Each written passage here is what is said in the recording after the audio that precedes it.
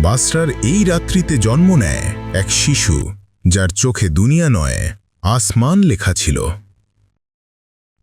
রাবেয়া, যার অর্থ চতুর্থ। আল্লাহু আকবার, আল্লাহু আকবার। রাবেয়া বাসরির বাবা মায়ের মৃত্যুর পর একটি দুর্ভিক্ষের সময় তিনি অপহরণ হন এবং দাস হিসাবে বিক্রি হয়ে যান। দুনিয়ার প্রতিবন্ধকতা তাকে ভেঙে দেয়নি, বরং ভেতর থেকে গড়ে তুলেছিল এক আত্মাকে যে শুধুই তার রবের জন্য বাঁচবে। এক রাতে মালিক জানালার পাশে দাঁড়িয়ে দেখছে রাবেয়া সিজদায় কাঁদছে এবং বলছে, হে আমার প্রভু, আমি এই দুনিয়ার জন্য না, শুধু তোমার জন্য আছি। যদি দাসত্বে রেখেও তুমি আমার হৃদয়ে থাকো, আমি স্বাধীন। হে আমার প্রভু, আমি এই দুনিয়ার জন্য না, শুধু তোমার জন্য আছি। যদি দাসত্বে রেখেও তুমি আমার হৃদয়ে থাকো, আমি স্বাধীন। পরদিন মালিক এসে বলে, রাবেয়া, তুমি এখন মুক্ত।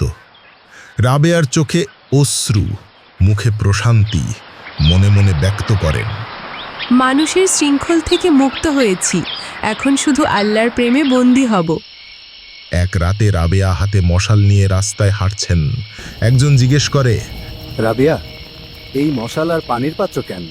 রাবেয়া উত্তরে জানায়, এই আগুন দিয়ে আমি জান্নাত পুড়িয়ে দেব, এই পানি দিয়ে জাহান্নামের আগুন নেভাবো, যাতে মানুষ আল্লাহকে শুধু তার ভালোবাসার জন্য ভালোবাসে। রাবেয়া আল্লাহর কাছে দোয়া করেন, হে আল্লাহ, যদি আমি তোমাকে ভয় থেকে ইবাদত করি, তবে আমায় জাহান্নামে দাও। যদি জান্নাতের আশায় ইবাদত করি, তবে আমায় জান্নাত থেকে বঞ্চিত করো। কিন্তু যদি আমি শুধু তোমার প্রেমে ইবাদত করি, তবে তোমার সৌন্দর্য আমাকে দান করো।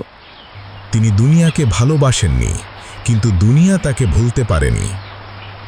রাবেয়া বাসরি রহমতুল্লাহ, যিনি শেখালেন আল্লাহকে ভয় নয়, ভালোবাসা দিয়ে পাওয়া যায়। যে হৃদয়ে আল্লাহর প্রেম জাগে, সেখানে আর কোনো কিছুর স্থান থাকে না। ফলো, লাইক, কমেন্ট করুন, যেন এমন আরও কন্টেন্ট আপনার কাছে পৌঁছে যায়। ইসলাম প্রচারে আপনার একটি শেয়ারই হতে পারে কারো হেদায়েতের দরজা।